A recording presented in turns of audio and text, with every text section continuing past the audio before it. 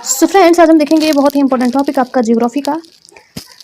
Rocks आपने पढ़ रखी होंगी। इसमें कौन सी किस युग में पाई जाती है, क्या इसमें धात्विक अधात्विक खनिज किस में पाए जाते हैं, क्या चीज़ें मिलती हैं, सारी चीज़ें डिटेल में देखेंगे। आपने पढ़ रखा होगा पेंसिया और पैंथालासा के बारे में।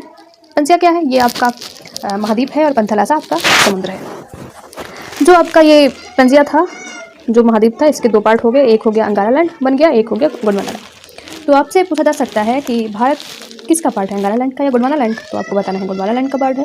अगर ये इस तरीके से क्वेश्चन पूछा जा सकता है कि दिए गए ऑप्शन में से कौन सा अंगारा लैंड से बिलोंग करता है, कौन सा गोंडवाना लैंड से बिलोंग करता है, तो आपको इसमें से बताना होगा। ठीक है, तो अंगारा लैंड में आता है यूरोप, एशिया, उत्तरी अमेरिका, तीन ये जो है वो अंगारा लैंड का पार्ट है। अगला है गोंडवाना लैंड। गोंडवाना लैंड में आता है भारत, अफ्रीका, ऑस्ट्रेलिया, दक्षिण अमेरिका, अंटार्कटिका और मेडागास्कर। ठीक है, कौन है? भारत है, अफ्रीका है, ऑस्ट्रेलिया है, दक्षिण अमेरिका है, अंटार्कटिका है और मेडागास्कर।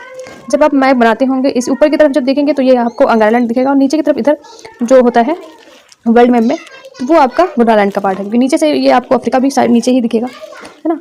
और भारत, ऑस्ट्रेलिया, ये सारी चीज़ें तो आप थोड़ा इससे गेस वर्क कर सकते हैं। अगला देखिए, यहाँ पे है जो आपके प्री कैम्बियन था उस टाइम की जो रॉक्स थी, वो कौन कौन सी रॉक हैं, उसको सिक्वेंस में लगाने के लिए आपसे पूछा जा सकता है। तो यहाँ पे एक ट्रिक लिखी हुई है, आधा कवि। तो आ से हो जाएगा आर्कियन चट्टान, धा से धारवाड़, का से कुड़प्पा, वी से विंध्य। तो इस तरीके से आप क्रोनोलॉजी में भी लगा सकते हैं इस ट्रिक से, आधा कवि।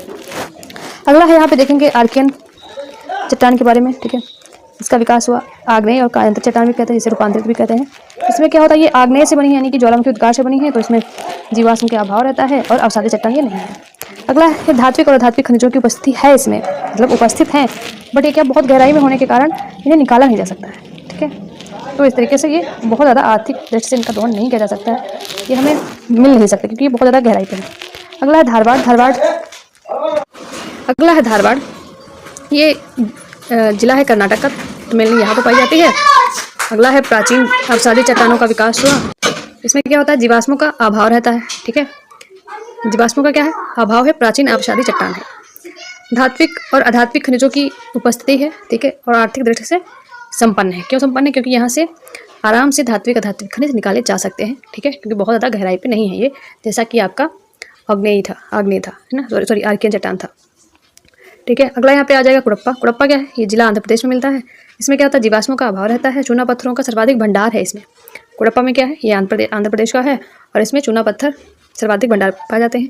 फिर विंध्यन देखते हैं, अवसादी चट्टानों से निर्मित है, जीवाश्मों का के प्रमाण मिले हैं, धात्विक खनिजों का अभाव है। पन्ना माइंस, गोलकुंडा खान इसी चट्टान में पाई जाती है। कौन कौन सी? पन्ना माइंस हो गया, गोलकुंडा खान किसमें पाई जाती है? आपके विंध्यन में। ठीक है, तो अवसादी चट्टानों से ये निर्मित है। अगला देखते हैं, अगला है यहाँ पे नोट